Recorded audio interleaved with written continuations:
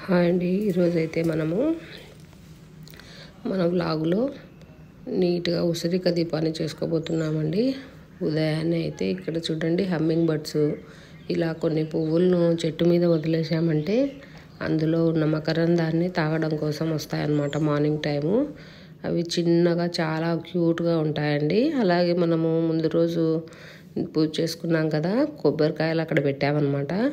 పిట్టలన్నీ చూడండి, ఒక 4-5 పిట్టలు వచ్చి ఎలా కొరుక్కొని తింటున్నాయో చాలా హ్యాపీగా ఉంది కదండి అలా చూస్తుంటే. సో ఈరోజు అయితే మనము ఆఫ్టర్నూన్కి వైట్ రైస్ సాంబారు చేసేసామన్నమాట. 2 o'clockకి మనం భోజనం తర్వాత ఈరోజు మనము బియ్యం పిండితో కరకరలాడే చెక్కలు తయారు చేసుకున్నామండి. చాలా ఈజీగా చేసేసుకోవచ్చు. దానికి కావాల్సినవి జీరా పౌడరు, కారము, పసుపు, కొత్తిమీర, పుదీనా ఉంటే వేసుకోవచ్చండి. అలాగే ఇక్కడ శనగపప్పును నానబెట్టి పెట్టుకున్నాను 1 hour. అలాగే బియ్యం పిండి అనమాట. ఇక్కడ బియ్యం పిండి నేను ఒక 1 kg తీసుకున్నాను అనమాట. చాలా క్రిస్పీగా వస్తాయండి అసలు చేసుకుంటే. సో ఇక్కడైతే మనం ఒక పెద్ద ప్లేట్లోకి ఇలా బియ్యం పిండిని అంతా తీసుకోవాలి. ఇలా బియ్యం పిండిని తీసుకొని ఇందులోకి తగినంత ఫస్ట్ సాల్ట్ యాడ్ చేసుకోవాలి. సాల్ట్ యాడ్ చేసుకున్న తర్వాత ఇలా మనం ముందుగా తీసి పెట్టుకున్నాం కదండి కొత్తిమీర, నెక్స్ట్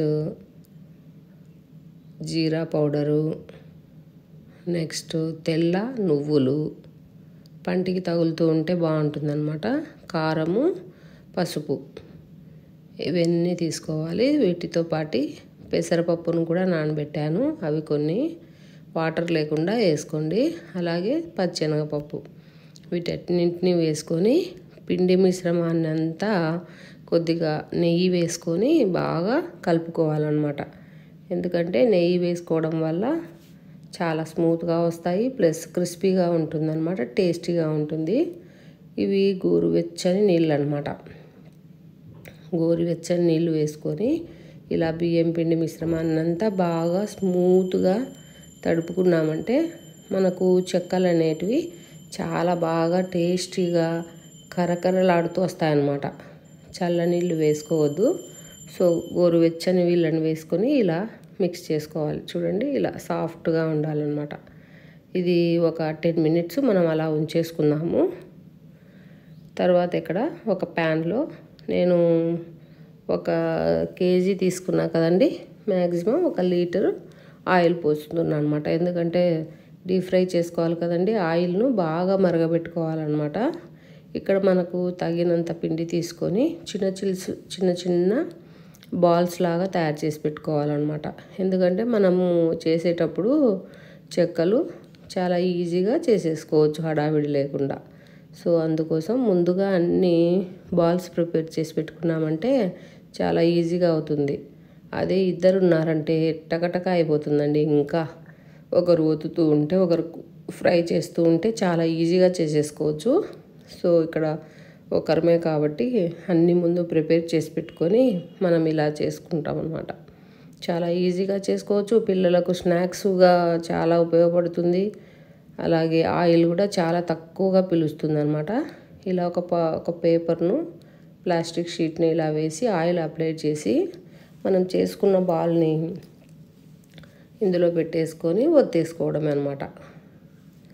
పూరీ మేకర్ కదా ఇప్పుడు ప్రతి ఇంట్లో ఉంటుంది, చాలా ఈజీగా ఉంటుంది. లేదు అంటే ఇలా కవర్లో వేసి చపాతీ కర్రతో కూడా ఒత్తుకోవచ్చు అనమాట. మన ఇంట్లో పూరీ మేకర్ ఉంది కాబట్టి దీంతో చేస్తున్నాము. ఎంత పతలాగా వస్తే అంత క్రిస్పీగా ఉంటుందండి ఈ చెక్కలు అనేటివి. చూడండి ఎలా ప్రెస్ అయిపోయిందో. సో ఇలా కొన్ని తయారు చేసి పెట్టుకుందాము. ఒక 10 to 15 చేసి పెట్టుకుంటే నెక్స్ట్ ఒత్తుకోవడానికి ఈజీగా ఉంటుందన్నమాట. ఇవి ఫ్రై చేసేలోపు ఆయిల్ హై ఫ్లేమ్లోనే ఉండాలండి. ఎందుకంటే ఇవి ఎంత కరకరలాడితే అంత నిలువ ఉంటాయి, టేస్టీగా ఉంటాయి. ఎందుకంటే పప్పులన్నీ వేసాం కదా, సో అవన్నీ ఫ్రై అయిపోవాలన్నమాట. ఇక్కడ టెస్టింగ్ కోసం అలాగే కొద్దిగా అగ్నిదేవునికి మనం ఏదన్నా చేసేటప్పుడు సమర్పిస్తాం కదా, సో అందుకోసం చిన్నది ఇలా చేసి ఫ్రై చేసి ఇక్కడ స్టవ్ మీద పెడుతున్నాను అనమాట. ఇది సింగిల్ స్టవ్, ఏమన్నా ఇలా చేసుకోవడానికి వాడుతూ ఉంటాం అనమాట. రెగ్యులర్గా ఉండేది 4 బర్నర్స్ది. సో ఇలా చేసేటప్పుడు మాడుస్తాము, ఎందుకంటే పాడు కాకుండా ఉంటుంది. సో ఇలా చేసుకోవడానికి ఇది బాగుంటుంది అని చెప్పి ఇలా పెడుతుంటాం. సో మన ప్యాన్ పెద్దదేనండి, సో వాటిలో సరిపోయేటట్టు నేను కొంచెం పెద్దగా చేశాను కదా, సో 2 కానీ 3 కానీ వేసుకొని కొంచెం బాగా గోల్డెన్ కలర్ వచ్చే వరకు మనము ఫ్రై చేసుకోవాలి. టర్న్ చేసుకొని 2 సైడ్స్ నీట్గా గోల్డ్ కలర్ వచ్చే వరకు ఫ్రై చేసుకోవాలన్నమాట. అప్పుడు మన చెక్కలు అనేటివి పర్ఫెక్ట్గా బాగా ఫ్రై అయిపోతాయి అన్నమాట. పప్పులు అందులో ఉన్నటువంటివన్నీ చాలా బాగుంటాయండి. ఈ మెథడ్లో ఒకసారి చేసి చూడండి, కరకరలాడుతూ ఉంటాయి బాక్స్లో వేసి పెట్టామంటే 10 days వరకు. సో ఇలా అన్నీ 1 by 1 ఇలా చేసుకుంటూ వెళ్ళిపోవడమే అనమాట. మనవి ఎన్ని ఉన్నాయో అన్నీ ఇలా మధ్యాహ్నం టైంలో చేసుకున్నామంటే కొంచెం ఫ్రీగా ఉంటుంది వంటలు అన్నీ అయిపోయిన తర్వాత. సో అందుకే ఈ టైంలోనే ఎక్కువగా చేస్తూ ఉంటాను అనమాట నేను రెసిపీస్. ఇలా అన్నీ గోల్డెన్ కలర్ వచ్చే వరకు బాగా ఫ్రై చేసుకోవాలి, ఒత్తుకుంటూ కాలుస్తూ ఫ్రై చేస్తూ ఉండాలి. ఇది మా కిచెన్లో ఆగ్నేయమూల అనమాట. అమ్మవారిని కూడా అక్కడ అన్నపూర్ణాదేవికి పూజ చేస్తూ ఉంటాం రెగ్యులర్గా మార్నింగ్ ఈవినింగ్. ఎందుకంటే మనకు ఆగ్నేయమూలలో అమ్మవారు అన్నపూర్ణాదేవి మనకు నిత్యం అన్నాన్ని ప్రసాదించే దేవత కదండి, కాశీ అన్నపూర్ణాదేవి. సో అదనమాట.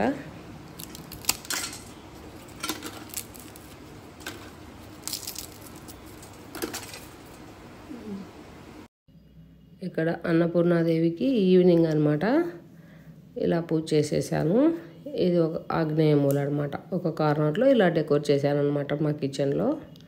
సో అలాగే ఈరోజు మనం ఉసిరిక దీపాన్ని పెట్టాలనుకుంటున్నాము ఈవినింగ్. సో అందుకోసం నేను ప్రిపేర్ చేస్తున్నాను అనమాట.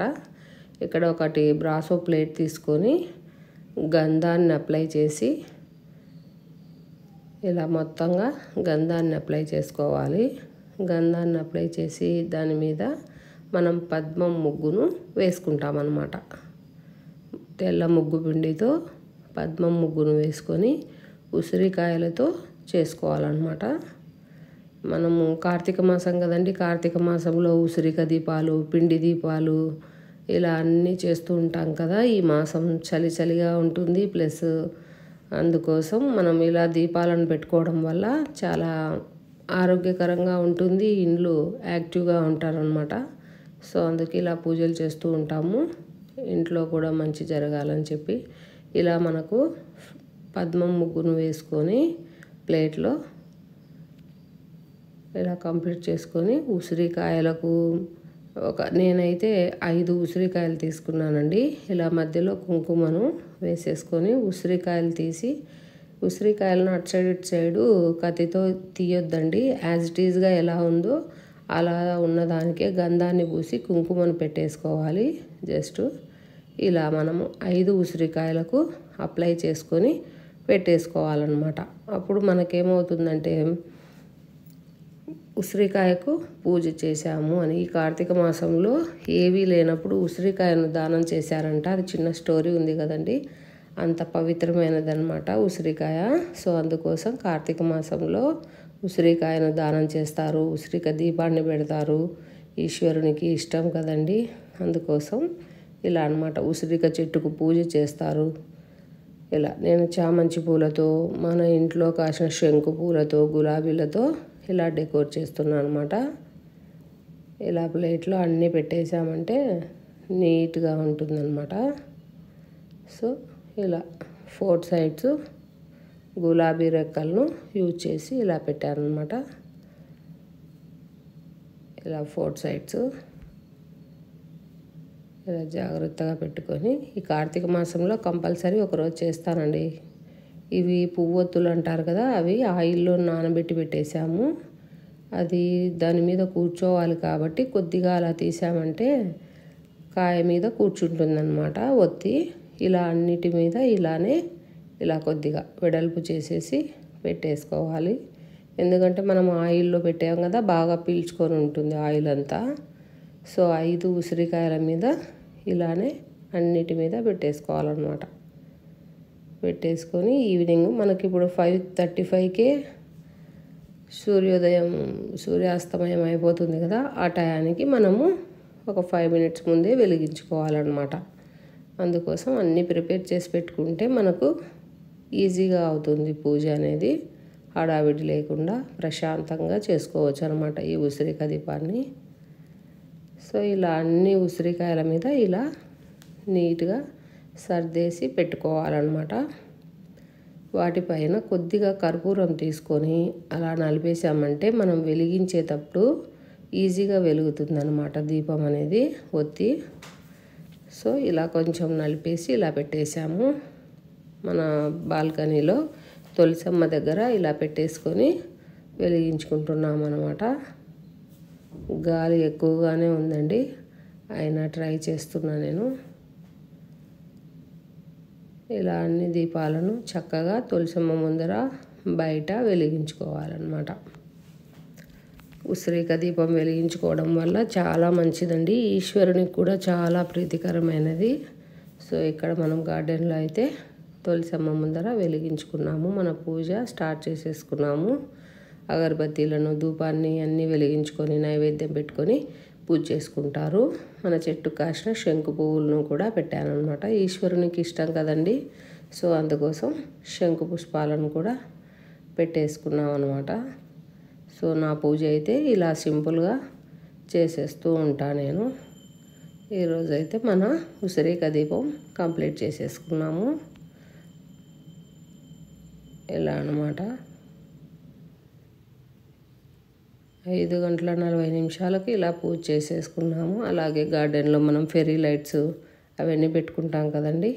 సో చూడ్డానికి కూడా చాలా బాగుంటుందన్నమాట. సో మీకు మన బ్లాగ్స్ నచ్చినట్టయితే తప్పకుండా లైక్ చేయండి, షేర్ చేయండి, సబ్స్క్రైబ్ చేయడం మర్చిపోవద్దండి. అలాగే మన బ్లాగ్స్లలో వీడియోస్లో చాలా యూజ్ఫుల్ వీడియోస్ ఉన్నాయండి, ఒకసారి తప్పకుండా చూడండి.